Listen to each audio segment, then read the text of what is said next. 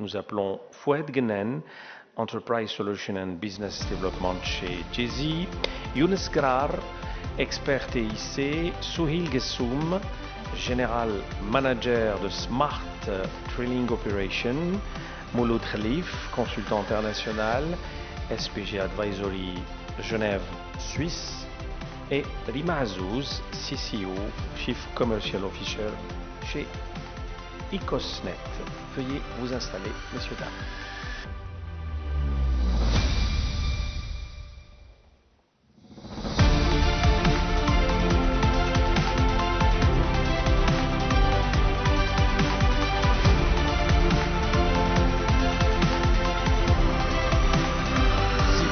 Permettez, nous allons prendre 5 minutes juste le temps que Fouad réponde à une ou deux questions de la presse et nous allons reprendre la table ronde dans un instant. Monsieur Khalif, encore 5 minutes. Merci.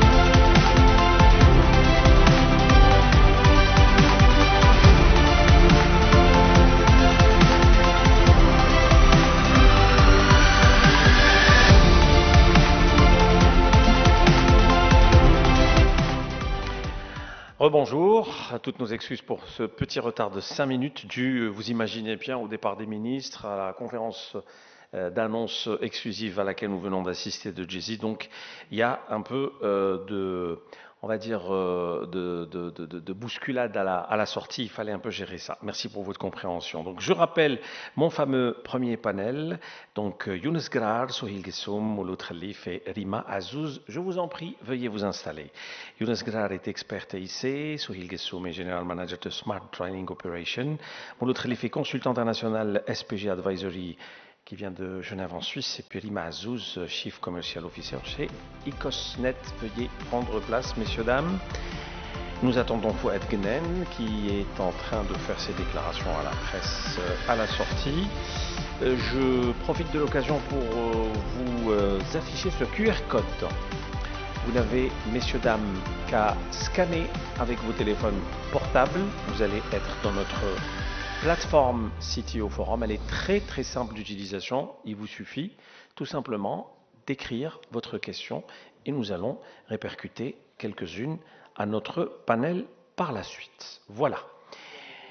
Merci à vous, messieurs, dames, d'avoir accepté notre invitation. Je vais commencer par Younes Grar en premier, avec votre longue carrière en tous les cas dans le domaine IT. J'ai envie de vous dire où en est l'Algérie avec sa transformation numérique.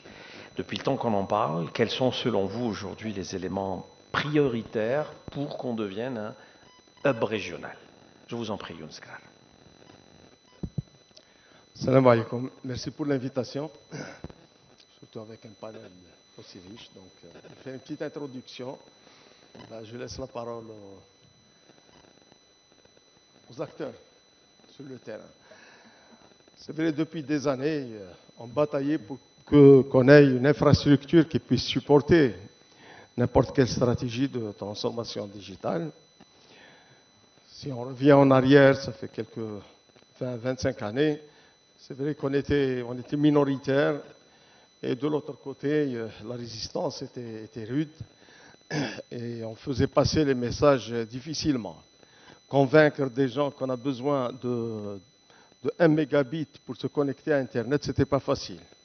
Et lorsqu'on voit maintenant qu'il y a des offres d'Algérie Télécom de 1,2 gigabit par seconde, donc on se rend compte quand même qu'on a fait un bon saut en avant. Mais il reste beaucoup de choses à faire, tout ce qui est lié au data center, parce qu'on est obligé d'héberger nos données, nos applications, nos plateformes ici en Algérie.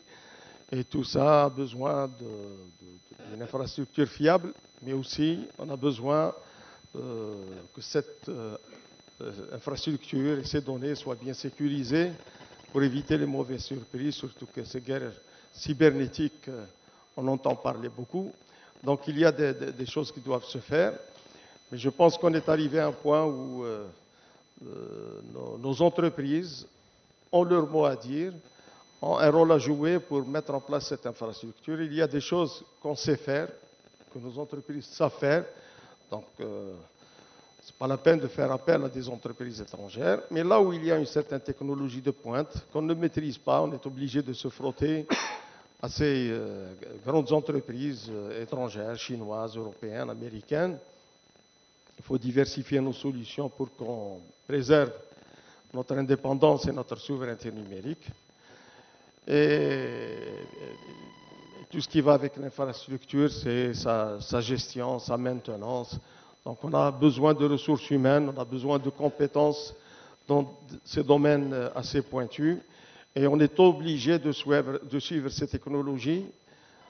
Dès qu'on prend un retard d'1 jour, 2 jours pour prendre la bonne décision, les autres vont avancer et le gap va être beaucoup plus important, ce qui va nous causer un complexe et aussi un gros problème de décider à ce que le temps de prendre nos décisions, des fois il y a 2-3 technologies qui apparaissent et là ce n'est plus le débat installer la 4G ou la 5G, c'est est-ce que c'est la 5G ou la 5.5, etc. Et puisque je parle de la 5G, ça rentre dans le cadre de l'infrastructure. C'est un des chantiers qui reste à être mis en place, à être pris en charge sérieusement. Sinon, on va se retrouver dans le même débat lors du lancement de la 3G. Lorsqu'on voit que la Tunisie, à côté, a lancé son projet 5G, et nous, on est dans la mise en place du cahier des charges. Donc, on a avancé, mais il y a toujours de la résistance. Il y a des bureaucrates qui veulent prendre en charge certains aspects techniques et nous retardent.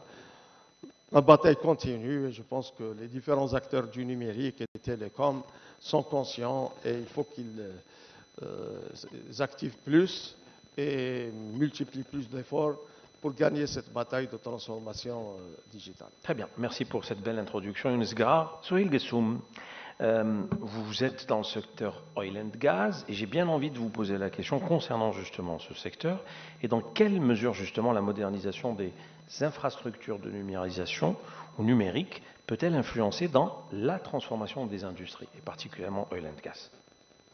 Bismillah ar-Rahman ar-Rahim. Bonjour ou bonsoir tout le monde. Si tu le permets, Ahmed, je vais rajouter quelques points par rapport Bien à ce sûr. que disait mon ami. J'ai envie de dire mon ami, j'ai envie aussi de dire notre doyen, parce que ça a toujours été notre doyen, notre leader.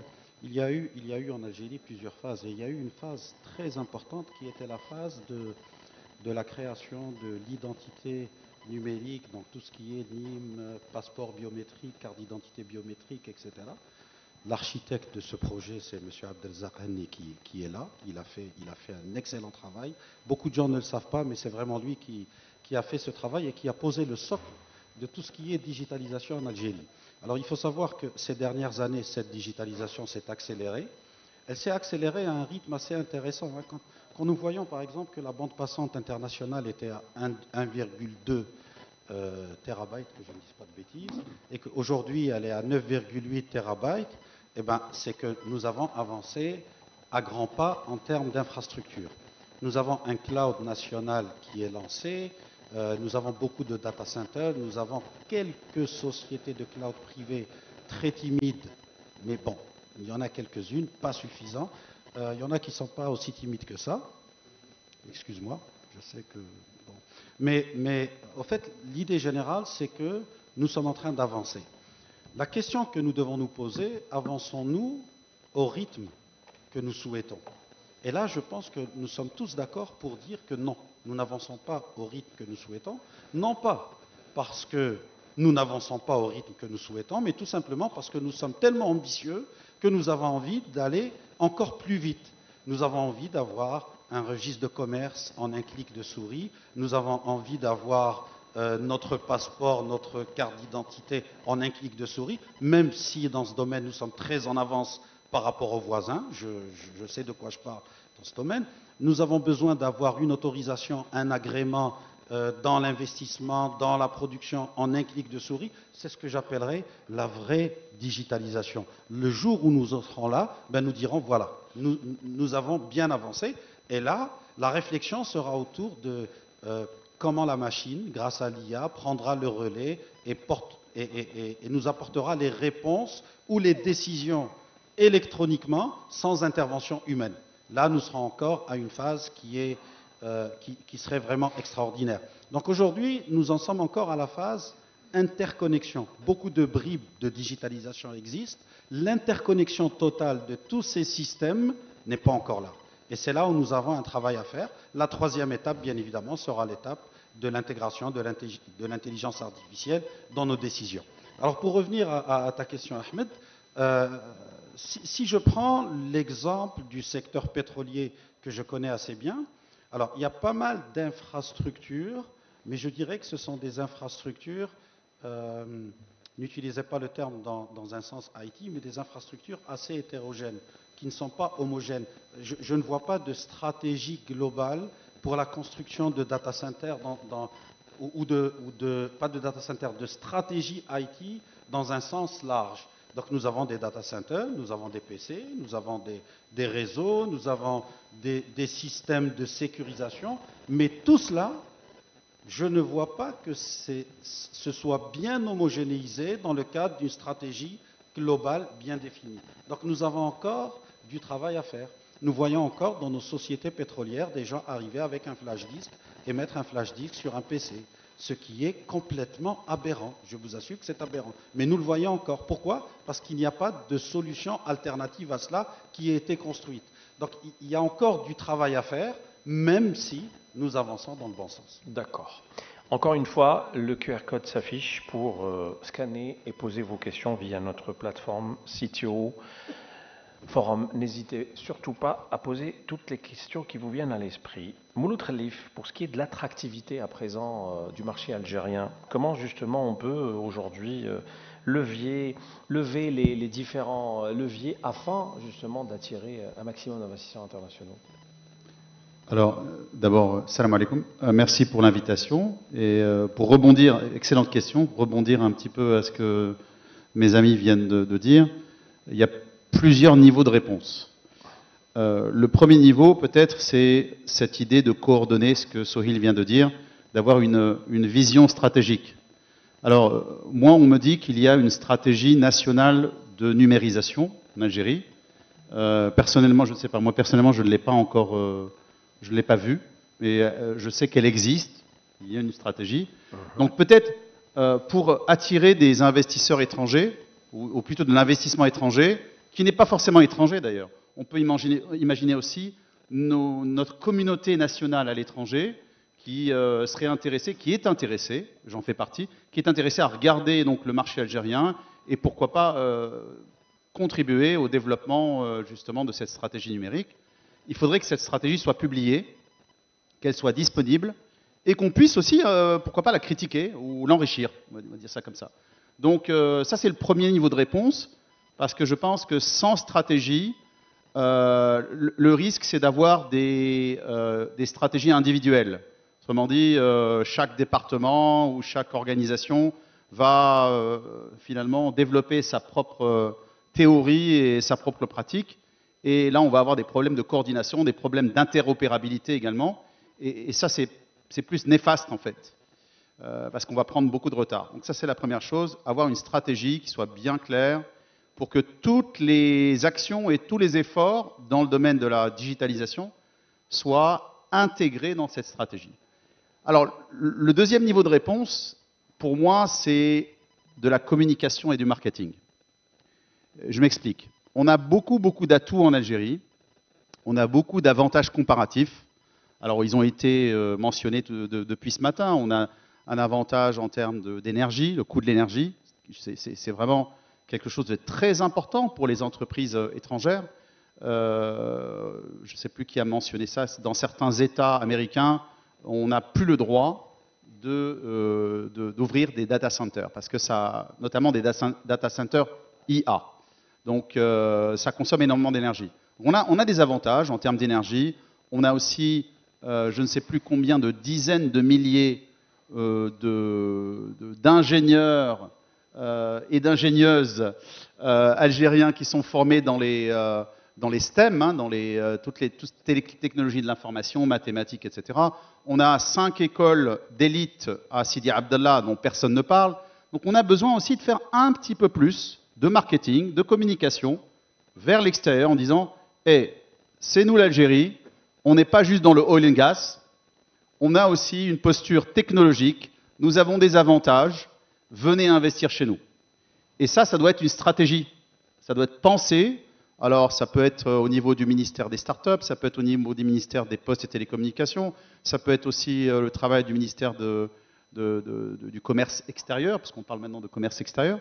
Il faut qu'il y ait une stratégie délibérée pour positionner la destination Algérie. On peut imaginer aussi créer une agence ou un mouvement qui s'appellerait Invest Algeria, Invest in Algeria. Parce que c'est ce que font tous les pays. Si vous regardez les pays qui attirent beaucoup d'investissements, notamment dans les pays du Golfe, ils ont commencé par du marketing, par attirer, communiquer, etc. Et je pense que nous, on a un gros déficit, pour être très poli, on a un gros déficit dans ce sens-là. Alors, il y a des choses qui se font. En toute transparence, je suis aussi président du conseil scientifique et technique d'Algeria Venture, il faut que je le mentionne. Et donc, Sohil aussi, bien sûr, fait partie de ce conseil. Et on se pose ces questions-là. Est-ce que la présence de start-up et d'entreprises technologiques algériennes dans des événements à l'étranger, des événements ciblés, est-ce que ça va contribuer aussi à développer cette image de l'Algérie? Je sais que Sohil revient de Riyad, d'Arabie Saoudite, où une délégation d'Algérie Aventure de start-up a participé à l'IP, qui est un événement majeur dans cette région. La semaine prochaine, on va être aussi au Web Summit à Doha. Il y a l'objectif de faire partie aussi, de participer au CES Las Vegas en janvier 2026. Donc il y a une stratégie aussi qui doit être pensée de participation à des événements pour que la destination Algérie apparaisse. Parce que les investisseurs étrangers, pour la grande majorité, ne savent pas ce qui se passe en Algérie. On a besoin de communiquer. Voilà. J'espère que ça répond à la question. Parfait. Maintenant, pour Rima Azouz, fournisseur de services numériques comme vous êtes, comment aujourd'hui vous pouvez contribuer à réduire cette fracture numérique et justement assurer cette connectivité fiable pour tous, surtout pour un pays comme l'Algérie, si grand que l'Algérie? Bonjour tout le monde, merci pour la question. En fait, en tant qu'ISP, Icosnet, comme je pourrais dire les ISP qui aujourd'hui actifs sur le marché national, ont un rôle de, si vous voulez, pont envers le marché. Il y a, comme a déjà dit ce panel, des investissements qui se font, des infrastructures qui sont en train d'être déployées, que ce soit sur la partie connectivité ou accès Internet. Les ISP aussi déploient des data centers, déploient des solutions, amènent et développent des solutions et créent des socles pour faciliter à ce marché algérien de faire le saut vers la digitalisation ou ce qu'ils veulent comprendre de la digitalisation. Parce que la définition de la digitalisation est assez large et les compréhensions le sont aussi. Donc le rôle qu'on se donne, c'est aujourd'hui de mettre en place des outils faciles, accessibles, qui peuvent permettre à différents profils, différents segments ou différentes entreprises d'aller vers leur définition ou leur compréhension de la digitalisation et de venir pas à pas, parce qu'il y a encore aujourd'hui un élément de peur, je pourrais dire, ou de scepticisme. Les gens restent sceptiques par rapport à « je vais digitaliser, qu'est-ce que ça voudra dire ?» C'est un changement. Et comme tout changement, on y va souvent à reculant.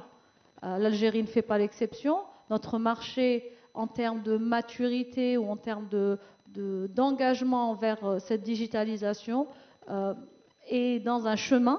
Et notre rôle, c'est aussi de faciliter ce cheminement, de faciliter l'accès aux outils, d'apporter des solutions qui vont être accessibles en termes de technicité, mais aussi en termes de prix, et de travailler aussi sur l'éducation. Très humblement, on travaille sur l'éducation d'un marché, sur l'amener vers une compréhension de pourquoi et comment l'adoption de tout ce qui est digitalisation, d'outils cloud, de principes de cybersécurité, de toute la panoplie d'options qui sont inclus dans cette digitalisation apporte un plus, que ce soit un plus en termes d'automatisation, de gains de temps, de gains de ressources, mais aussi il y a un élément important d'amener ces entreprises-là ou ces clients ou ces utilisateurs-là à croire en un produit national souverain, comme disait notre ami, qui puisse leur permettre de faire et de consommer le service dont ils ont besoin sur un marché local fait par des acteurs locaux. Voilà. D'accord, parfait. Je suis en train de découvrir les questions du public. Il y en a une qui est intéressante, il y en a beaucoup. Est-ce qu'aujourd'hui, il existe réellement des entreprises en Algérie qui utilisent pleinement l'IA dans leur processus? Je vais peut-être prendre ça en partie. Allez-y. J'ai envie de dire oui, mais quelle IA? On est à des différents niveaux. L'IA aujourd'hui, on l'utilise dans notre quotidien. Donc oui, il y a des entreprises, entre autres aussi des startups, qui développent des petites solutions. On n'est pas au niveau de ChatGPT ou des choses aussi avancées, mais je pense qu'il y a déjà une volonté et il y a un effort Je reviens un peu sur ce que disait M. Grar sur l'ingénuité, l'ingénierie algérienne, la compétence de l'étudiant ou de l'Algérien et l'Algérienne qui fait qu'on a toujours envie d'aller de l'avant, il y a de la compétence et on a envie de développer et de créer. Donc après, il y a énormément d'espace pour faire mieux et c'est notre rôle, nous aussi en tant qu'acteurs, de mettre en place les plateformes, les ressources pour leur permettre d'accélérer ces initiatives pendant qu'ils les lancent. Voilà. Très bien, je découvre d'autres questions, je les pose, des fois des questions politiques. Je peux répondre, Oui, bien sûr. Concernant l'intelligence artificielle, il faut dire que l'Algérie, on a commencé, ça fait longtemps. Moi, j'étais au CDTA, j'étais chef de laboratoire architecture des systèmes, les années 92-93. On avait un laboratoire qui s'appelait Laboratoire de robotique et intelligence artificielle. Et on a travaillé, le laboratoire a travaillé à travers ses équipes sur au moins 2 projets. Un projet d'un système expert d'aide à la décision, c'était dans le domaine agricole, donc c'est de l'intelligence artificielle. Et on travaillait aussi sur des bras manipulateurs qui ont formé des robots, le bras manipulateur, à faire des opérations dangereuses pour l'être humain.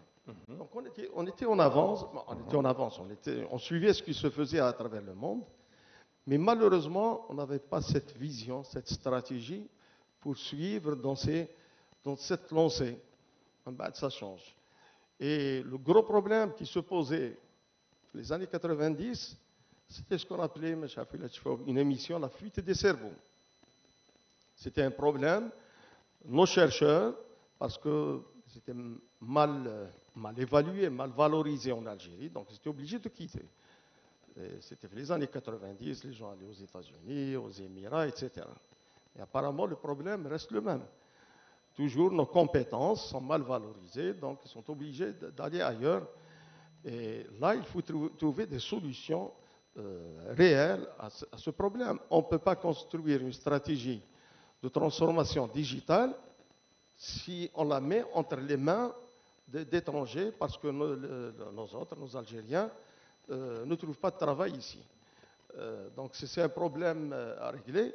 Pour l'intelligence artificielle, j'espère qu'on va se retrouver avec tout ce qu'on faisait dans les autres technologies, de simples consommateurs de technologies qui nous laissent toujours mettre à la disposition des entreprises américaines, chinoises et autres nos données personnelles, économiques, etc. Parce que cette intelligence artificielle, c'est une boîte noire, c'est des logiciels qu'on utilise, qu'on ne comprend pas, et on ne veut pas prendre la décision pour dire qu'il faut franchir le cap de simples consommateurs, pas à producteurs, mais au moins à contributeurs dans le cadre de partenariats pour comprendre ces technologies. Donc il y a des gens qui utilisent l'intelligence artificielle, par exemple dans l'enseignement. Les enseignants utilisent actuellement l'intelligence artificielle pour préparer leur cours. Les étudiants l'utilisent aussi, mais c'est un peu consommateur. D'accord. Oui, Sohail. Juste un mot, Ahmed, par rapport à l'intelligence artificielle. Est-ce que nos entreprises utilisent l'intelligence artificielle, ou plutôt est-ce que nous avons des entreprises qui travaillent sur l'intelligence artificielle? Comme Mouloud l'a dit, moi je reviens de l'IP Fardiyad, et je vais vous raconter un peu comment ça s'est passé, c'était extraordinaire. Et il y avait 6 startups, dont 3 startups étaient spécialisées intelligence artificielle. Spécialisées intelligence artificielle, avec un intérêt des fonds d'investissement pour investir les startups ad hoc. C'était full intelligence artificielle. Mais c'était full intelligence artificielle. Et ça faisait plaisir à voir parce que les fonds d'investissement venaient écouter nos startups attentivement et disaient oui, ça a de l'intérêt. Pour revenir quelques mots à la LIP, Mouloud, parce que je pense que ça vaut la peine d'en parler, il y avait un stand Algérie, l'idée par Algeria Venture avec 6 startups. Et je vous assure, alors je pense que c'était le seul stand d'un pays africain. Il n'y avait que l'Algérie. Et donc les gens venaient, le stand, alors je vous passe les Algériens qui venaient tous. C'est génial. L'ambassadeur Tana en Arabie Saoudite a passé plus de 4 heures معنا في stand lui et son attaché économique, à discuter avec toutes les startups et à essayer de les connecter avec des entreprises saoudiennes, des entreprises internationales. Ils ont fait un travail extraordinaire.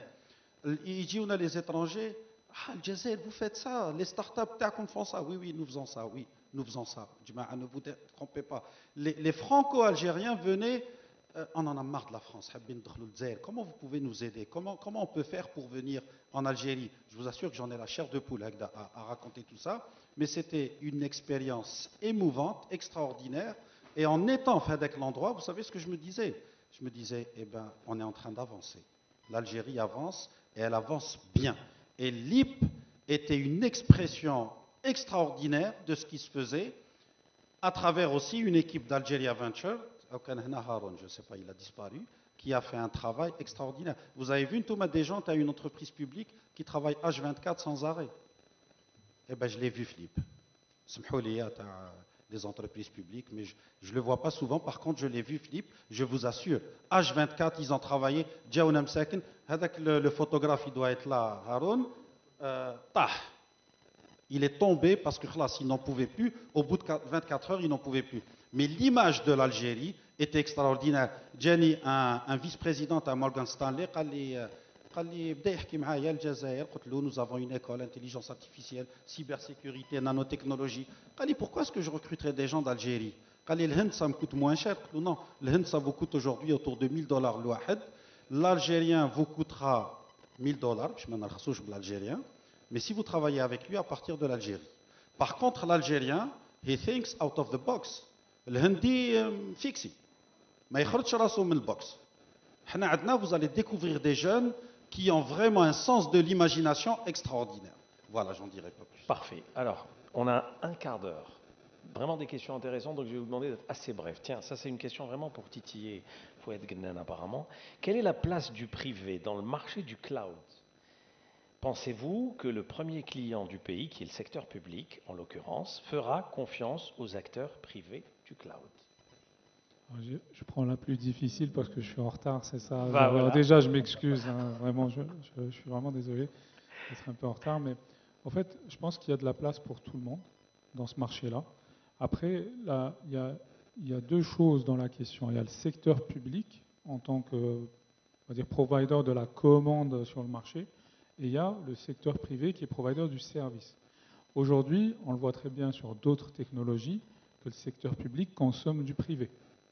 Donc c'est une question vraiment d'acculturation. On doit accompagner, expliquer, être pédagogue sur le fait qu'il n'y a pas forcément plus de risques que ça, que de garder son serveur dans le couloir au niveau d'un ministère ou d'une entité publique, que de le confier à un professionnel qui va le chouchouter, qui va plutôt le chouchouter le service plutôt que le serveur, et qui va pouvoir provider vraiment une couche de service beaucoup plus optimale que tout ce qu'il pourrait faire avec tous les moyens possibles. Donc, c'est pour ça que j'identifie deux sujets, c'est-à-dire que historiquement et depuis la nuit des temps, le secteur public travaille avec le secteur privé pour le consommation IT de façon générale. Maintenant, le cloud, le locker, il est plutôt dans le mindset. Et je pense que ça, c'est l'éducation. Tout à l'heure, vous parliez d'IA. L'utilisation d'IA, nous, on l'utilise pour plein de choses. Et pour autant, effectivement, quand on va aller chez un secteur plus, on va dire moins accurate sur les nouvelles technologies, ben, au fait, il y a un gros travail d'acculturation, un énorme travail d'acculturation, parce que dire l'IA comme ça, c'est un buzzword, dire le cloud, c'est un buzzword, mais derrière, au fait, il faut travailler avec chacun sur l'identification du cas d'usage. Ben, comment je peux faire ça chez moi, dans mon service, dans mon département, plus largement dans mon secteur? Donc c'est ça, en fait, il y a peut-être une maturité à construire, une éducation à faire, qui va permettre de faire ça. D'accord. Une autre question qui concerne les data centers dont dispose l'Algérie aujourd'hui. Qu'en est-il de l'HPC pour l'IA? C'est des questions ouvertes, hein? Alors, moi, je pense qu'il faut y aller. Après, c'est peut-être mon côté un peu pragmatique. Et en même temps, on est une entreprise, donc on est plutôt orienté marché. En fait, amenons les choses petit à petit. C'est-à-dire qu'aujourd'hui, il faut faut être dans la réalité, on a toujours des serveurs physiques et les clients nous parlent de hosting. D'accord? Donc, amenons-les vers du service, de plus en plus de services, c'est-à-dire vers des VM mais qui ne sont pas chez eux, vers du Security as a Service, vers du Database as a Service. Et à partir de là, dès qu'ils seront à l'aise, en fait, l'appétit vient en mangeant dans le cloud. Ils vont aller vers de l'IA, ils vont aller vers du machine learning, ils vont faire comme ont fait les autres, c'est-à-dire en découvrant, en marchant et en maturant tout ça. Parce que tout de suite, si je mets de l'IA au niveau d'un cloud public ou d'une infrastructure, en fait, on va se retrouver avec un marché qui ne consomme pas. Et on va se dire, pourquoi, alors que le service est là? Il faut vraiment accompagner cette démarche. Et puis le temps, dans le cloud ou dans les nouvelles infrastructures, dans les nouveaux services, il est vraiment exponentiel. Ce n'est pas les mêmes cycles de vie qu'on voit au niveau des infrastructures que l'ancien temps, le on-premise, comme on dit. Aujourd'hui, très vite, une équipe va avoir soif d'aller plus loin dès qu'on leur met en place des architectures ou des infrastructures très agiles opérationnellement. Donc c'est pour ça que je dis que c'est juste du temps qui va passer, c'est une maturité qu'il faut acquérir. Voilà. Vous souhaitez rajouter quelque chose ou on passe à une autre question? Juste, oui. Lima Azouz, bien oui, sûr. je veux bien juste, je rejoins carrément ce que dit Fouad. En fait, l'idée c'est que l'offre et la demande, c'est cyclique. L'IA, c'est bien, mais pour aller faire du hyperconvert, il faut qu'il y ait de la demande. Aujourd'hui, est-ce que le marché est dans cette maturité? Est-ce qu'on atteint un certain niveau de critique pour que l'offre qu'on puisse mettre sur ce marché soit prise, intégrée, consommée? J'en suis pas sûre. Il y a des besoins, il y a des expressions il y a plus des curiosités aujourd'hui par rapport à certaines technologies. Mais clairement, on en est encore à de la VM, à je place mon serveur, je rack mon serveur. On est plus là. La maturité, on commence à y arriver sur cet élément-là. Le HPC, c'est the next step.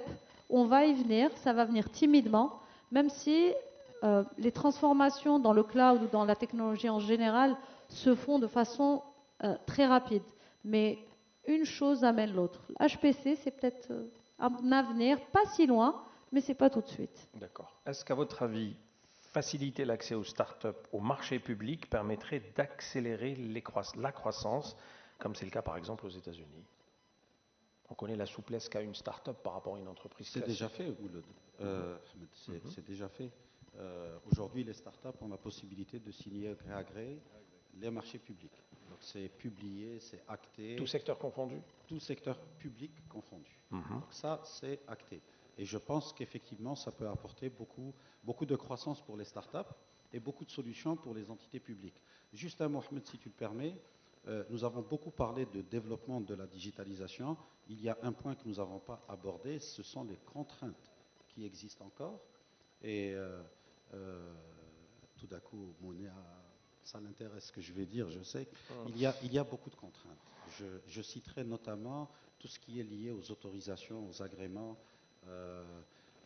Pour une souris fait le Wi-Fi ou le Bluetooth, il faut une autorisation. Parfois, il faut attendre des semaines. Je ne parle pas d'un firewall ou d'un routeur. D'ailleurs, on n'en trouve plus sur le marché à cause de la législation en cours. Et là, il va sérieusement falloir lever les contraintes. Chaque pays a sa souveraineté et sa sécurité. Nous n'en convenons pas, mais des autorisations, ça doit se faire en quelques jours et non pas en quelques semaines ou en quelques mois parfois. Voilà, je voulais le dire. D'accord. Juste pour ajouter ce que Sohail vient de dire, clairement on a besoin de simplifier, pas nécessairement d'enlever, mais de simplifier les processus et de raccourcir les délais. Parce que là, si on parle de numérisation, digitalisation, moi je reviens toujours à la stratégie. Dans la stratégie de numérisation, que je ne connais pas, que je n'ai pas vue, j'espère qu'il y a un volet justement start-up. Parce que si c'est faire une stratégie de numérisation pour aller donner des contrats à des grandes entreprises internationales, pour venir faire ce que nous, ici en Algérie, on est capable de faire, là, il y a un souci. Donc j'espère que... Alors, les startups, Sohail l'a dit, le cadre réglementaire existe. Sohail, ça ne veut pas dire qu'il est pratiqué. Parce qu'un cadre réglementaire, c'est une chose. Est-ce que concrètement, les entreprises du secteur public font des contrats de gré à gré avec des startups? On n'en entend pas beaucoup parler en tout cas. Donc peut-être qu'il y a aussi ici de l'acculturation, il y a de l'éducation, il y a de la sensibilisation peut-être qu'il y a des peurs. Je me mets à la place d'un dirigeant d'une entreprise publique. J'essaie de me mettre à la place. Il ne sait pas ce que c'est qu'une start-up, il sait que c'est risqué, donc peut-être qu'il n'a pas encore... ils doivent être accompagnés. Et c'est là où Algeria Venture et d'autres, pas que Algeria Venture, peuvent aussi faciliter et accompagner les entreprises sur finalement la façon dont on va gérer la relation avec une start-up. Start-up, ce n'est pas une grande entreprise, ce n'est pas une PME, ce n'est pas une micro-entreprise, c'est un animal particulier. Il faut apprendre à le gérer. Et au-delà du gré à gré, pour toutes les entreprises, publiques, privées, on a aussi le concept d'open innovation. Et ça, c'est quelque chose qu'on doit vraiment répéter, répéter, répéter. Moi, je dis 2025, ça doit être l'année de l'open innovation, c'est-à-dire créer des relations en termes d'innovation, de R&D, avec des startups qui sont agiles, qui sont à la pointe de certaines technologies et qui vont finalement apporter une relation win-win à l'entreprise. D'accord. Toute dernière question, je vais vous demander d'être bref, parce qu'on doit... Oui, Fouad, un mot? Juste pour compléter, parce qu'il y a eu deux... Ah, pour l'Open Innovation, nous, on se lance là-dedans en 2025. Donc on y est, on a déjà commencé à identifier les startups avec lesquelles on va travailler, et pourtant on est secteur public. Je tiens à le rappeler, comme ça c'est identifié. Puis pour le deuxième, la première remarque, pour les autorisations, etc., je vous invite à un moment, si vous avez besoin d'une autorisation, de venir dans le Jay-Z Cloud. Vous n'en aurez plus besoin. Je fais un peu ma pub. Pour faire de la pub, là. Je fais un peu ma pub, mais Ah ouais, en réalité, c'est ou chez Ecosnet, ou si j'ai un autre exemple, je sais pas, il faut donner 3 exemples. Parce qu'au fait, on s'affranchit de ça. C'est ce qu'on essaie d'expliquer, au fait. C'est pas forcément automatiquement proposer à son client le hardware plus le software. On peut juste proposer le software, et puis on s'occupe du reste. C'est-à-dire les cloud providers algériens s'occupent du reste, quoi. Très bien. Toute dernière question. Les autres pays ont atteint leurs limites en matière de technologie et sont ensuite passés à l'IA. Comment l'Algérie peut-elle compenser ce retard, cet écart, pour s'assurer qu'elle est prête pour l'intelligence artificielle? Voilà, un peu compliqué. C'est-à-dire que pour rattraper le gap par rapport à d'autres pays développés qui... C'est un concept très, très connu, ça s'appelle du leapfrogging en anglais, c'est-à-dire un saut de grenouille, littéralement. On a vu, par exemple, en télécom, on a vu des pays passer de la 2G à la 4G. Ils ne sont pas passés par la 3G. Et nous l'avons raté. Alors, oui. Donc, ce n'est pas parce qu'on est en retard sur les technologies existantes qu'on n'est pas capable de passer. On a un avantage extraordinaire, c'est notre jeunesse. On a une jeunesse extraordinaire, il faut en être conscient, extraordinaire. Quand on regarde le nombre de diplômés en Algérie dans toutes les technologies, vous êtes d'accord avec moi? Donc on a une chance extraordinaire, on a un avantage concurrentiel extraordinaire et il faut se baser sur ces avantages-là. D'accord, très bien. Sohail Guessoum. Juste un point, Ahmed, par rapport à chaque fois qu'on me dit jeunesse, effectivement, nous avons une jeunesse extraordinaire. Mais une jeunesse extraordinaire qui est en train de partir à l'étranger.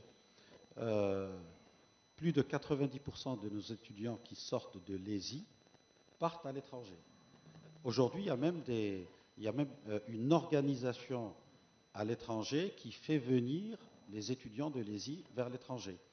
La moitié de la première génération, la première cohorte des étudiants d'intelligence artificielle, de l'école d'intelligence artificielle, est déjà partie à l'étranger.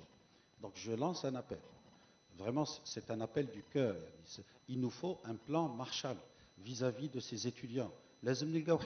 On ne peut pas continuer à former et laisser nos étudiants partir. Enfin, nos diplômés partir. C'est de la haute technologie qui est en train de partir gratuitement. C'est de la matière grise. C'est de la haute compétence que nous allons regretter dans le futur. Donc ça, c'est vraiment un appel que je voulais lancer. D'accord. Rapidement, oui. On est en train de s'affaiblir puisque nos compétences partent ailleurs. Et eux, c'est des puissances, ils deviennent beaucoup plus puissants. Donc le gap s'agrandit. Et là, ça pose un gros problème. Et c'est un problème qui se pose depuis des années. Il faut qu'il y ait des décisions courageuses. J'avais posé un problème, une chaîne télévision. J'avais dit, le data center, c'est très bien de le faire. Mais allez, on a choisi Huawei, même si on avait choisi Ericsson ou Amazon, on aurait eu des contestations. Mais allez, on doit diversifier nos solutions. Maintenant qu'on a notre data center qui va être inauguré, j'espère, très prochainement, qui va le gérer? Qui va le maintenir? Qui va faire les mises à jour? est-ce qu'on doit s'appuyer sur des ingénieurs chinois, américains, etc., et mettre en péril notre souveraineté numérique? Est-ce qu'on peut imaginer qu'on fasse un investissement de 200, 300 millions de dollars d'un projet qu'on donne à gérer à des ingénieurs qui touchent 40 000 dinars? C'est inacceptable.